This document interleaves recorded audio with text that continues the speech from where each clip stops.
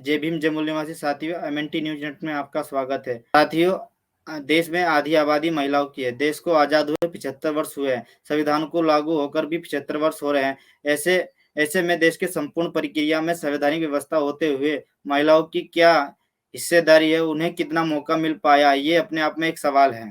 महिलाओं अधिकारों की जंग लड़ने वाले बाबा साहब डॉक्टर अंबेडकर ने हक अधिकार आंदोलन को लेकर महिलाओं की हिस्सेदारी पुरुषों के बराबर की बात की है।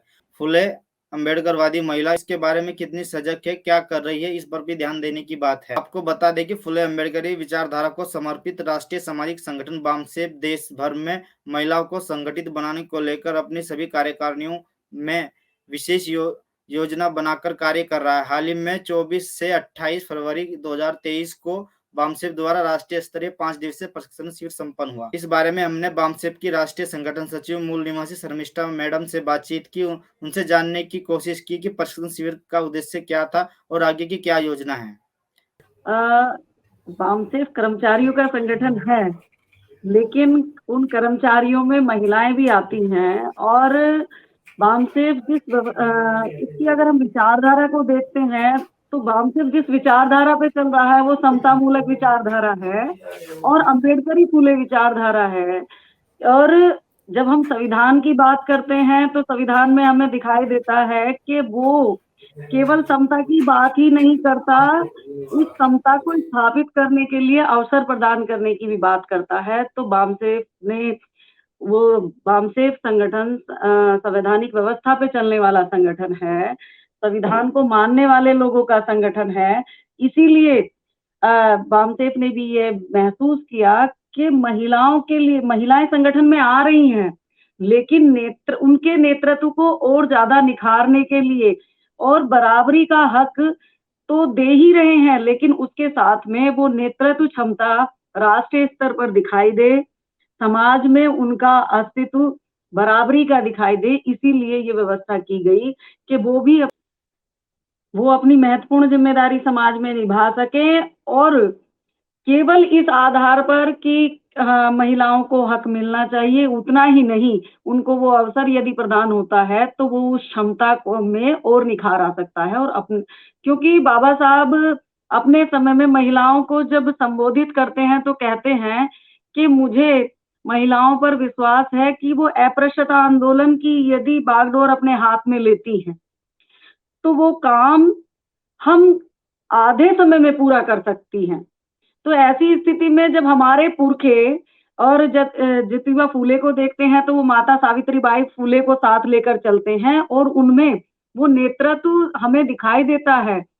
वो न केवल पहली प्रथम शिक्षिका हैं, वो समाज की कुरीतियों पर प्रहार करने वाली पहली महिला भी हैं। अगर मूल निवासी समाज में उनको हम वर्तमान परिप्रेक्ष्य में देख रहे हैं, ये समय बहुत पुराना नहीं है। तो हमारे पुरखों की परंपरा रही है कि वो हमेशा केवल जिन समता, स्वतंत्रता, बंधुत्वता और न्याय के सिद्धांतों को केवल किताबों में लिखने वाला नहीं समझते हैं, वो उसे व्यवहार जीवन में ढालने वाली बात करते हैं। इसीलिए संगठन ने भी ये महसूस किया कि महिलाओं के नेतृत्व को निर्माण करने के लिए, उनको कैडराइज करने के लिए हमें उनके लिए स्पेशल व्यवस्था करनी चाहिए। वो प्रशिक्षण हमारा 24 से 28 फरवरी को चला और उसमें भारत के विभिन्न भागों से महिलाओं ने उधर आकर प्रतिभाग किया।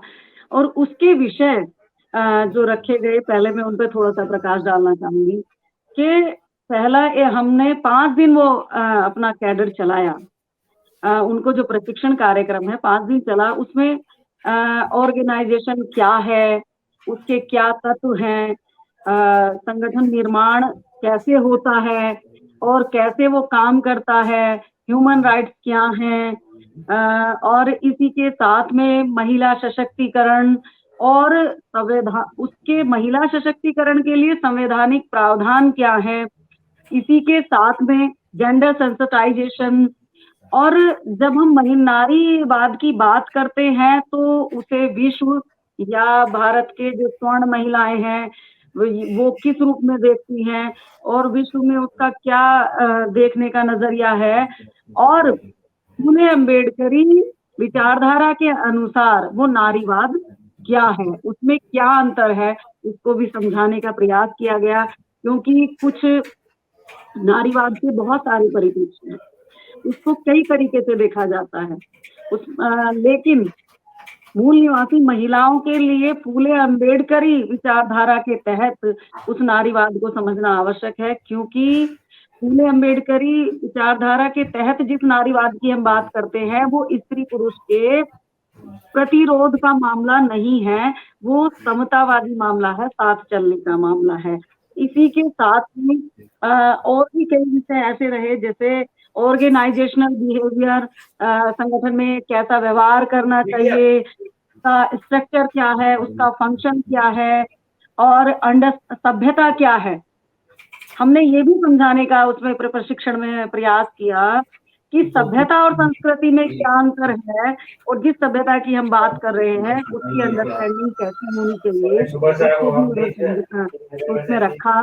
भारत का सामाजिक व्यवस्था कैसी है और उसका विश्लेषण, ये भी एक सब्जेक्ट रहा। इसके साथ ही हमने जो भारत की महिला आइकॉन है, उनका रोल इंडियन सोसाइटी में कैसा रहा, role and status of women in Indian society, और अंडर मूल निवासी बहुजन वुमेन आइकॉन, और उनका जो कंट्रीब्यूशन है या उनका जो योगदान है उसको उधर समझाया गया। इसके साथ ही जब ये सब चीजें हम समझते हैं तो हमने फिर एक सब्जेक्ट ये भी लगाया कि role of women in our human developing virtual और रिमूविंग ऑब्स्टिकल, कैसे उनको अपनी वो उधर भूमिका निभानी, कैसे डेवलप करना है, और दूसरा उन समस्याओं को कैसे वो करेंगी। बाकी वो सिस्टम, वो क्षमता जो हम उन्हें देना चाहते हैं वो हमने पूरा प्रयास किया कि भारत की जो महिलाएं अलग अलग राज्यों से, अलग अलग जिलों से आई थी, उनको वो दे। इसके साथ ही जो हमारा अनुभव रहा वो हमने ऐसा महसूस किया कि जो महिलाएं समाज में काम कर रही थी या सामाजिक भावना जो उनके अंदर थी, उस क्षमता को हम अधिकतर निखार पाए, क्योंकि हमने उसमें ये व्यवस्था भी की कि कैसे आपको कैडर लगाना है। ये जो 5 दिन का प्रशिक्षण है वो महिलाओं को कैडर करने का प्रशिक्षण है, वो कैसे दूसरों को नेतृत्व प्रदान करती हैं, जो क्षमता उनके खुद के अंदर है वो दूसरे में कैपेबिलिटी कैसे पैदा करने वाली हैं, कैसे वो समाज में कैडर लेंगी, वो उन्होंने हमारा जब हमने उनसे वो प्रशिक्षण चला उसके बाद में उस कैडर का डेमोन्स्ट्रेशन भी हुआ, और उस डेमोन्स्ट्रेशन में हमने पाया कि वो कैपेबिलिटी जो उनके अंदर थी, जो दबी हुई थी, वो खुलकर सामने आई, और उसका परिणाम हम देख रहे हैं कि जो बामसेफ है वो भारतीय संविधान सुरक्षा संवर्धन कार्यक्रम जो चला रहा है BS4 मिशन 24, उसमें उन्होंने यहाँ से जाकर पूरे भारत में जहाँ से उन महिलाओं का वो नेतृत्व रहा, उन्होंने कार्य करना शुरू किया, कैडर लेने शुरू किए और संविधान प्रबोधन करना शुरू किया।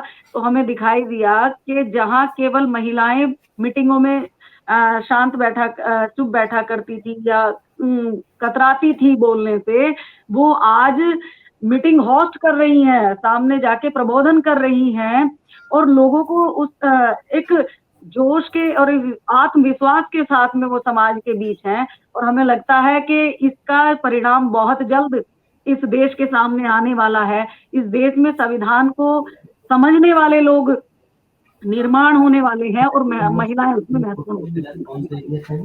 प्रशिक्षण के बाद क्या योजनाएं बनी? हम इस प्रक्रिया से बहुत आगे निकल चुके हैं। हमारी योजनाएं बन भी चुकी हैं और हम इम्प्लीमेंटेशन की तरफ हैं, क्योंकि ये पहले से ही हमने निर्धारित किया कि महिला नेतृत्व के लिए और महिलाओं के समाज में भागीदारी सुनिश्चित करने के लिए उनका जो नेतृत्व है वो निर्माण हो। उसके लिए पहले ही ये नियम बना, ये नीति बनी कि हर जिले में हर तीसरे महीने महिला कैडर कैंप होगा, महिलाएं कैडर लेंगी और उनको प्रशिक्षित किया जाएगा। ये जिले पर भी होगा और फिर 2 वर्ष में 2 बार राज्य पर भी होगा, राज्य स्तरीय कैडर कैंप होगा। उसके बाद एक नेशनल कैडर कैंप होगा जिनमें उस नेतृत्व को और ज्यादा मजबूती की तरफ ले जाया जाएगा। अब हमारे सामने हम योजना जो हम सोच रहे थे प्रशिक्षण से पूर्व कि इस कैडर को कौन लेगा, कौन इसकी जिम्मेदारी संभालेगा, पुरुष लेंगे कि महिला लेंगे, महिला कहाँ से हम लाएंगे। लेकिन ये बदलाव आया और हमने जो महिलाएं आई थी, हमने एक योजना में इसमें प्लस पॉइंट में हम गए हैं। हमने ये जिम्मेदारी महिलाओं को ही दी है कि महिलाएं ही कैडर कैंप लेंगी। वो महिलाएं हमारी ये योजना है कि हम हर जिले पर जो 3 महीने में एक कैडर कैंप होने वाला था, उसे अब हम हर महीने कैडर कैंप वो लेंगे और उसके प्रबोधन और प्रशिक्षण का कार्य महिलाएं करेंगी। और राज्य स्तर पर भी जब कैडर कैंप लगेगा तो उसमें महिलाओं के द्वारा ही उस प्रशिक्षण को होना चाहिए और उस स्तर की महिलाएं हमारे जिलों से निकल कर आएंगी कि वो राज्य स्तर पर ले सकें। और इसके साथ ही इसके बीच हम चेक एंड बैलेंस की भी को भी लगा रहे हैं और उनको साथ में ये भी हम व्यवस्था ये बात रखी गई है कि जो महिलाएं समाज में आकर प्रबोधन कर रही हैं, उनमें से ही उनके नेतृत्व को निकालकर उनको राज्य स्तर पर प्रशिक्षण देने के लिए बुलाया जाएगा और राष्ट्रीय स्तर पर भी उनको तैयार करा जाएगा।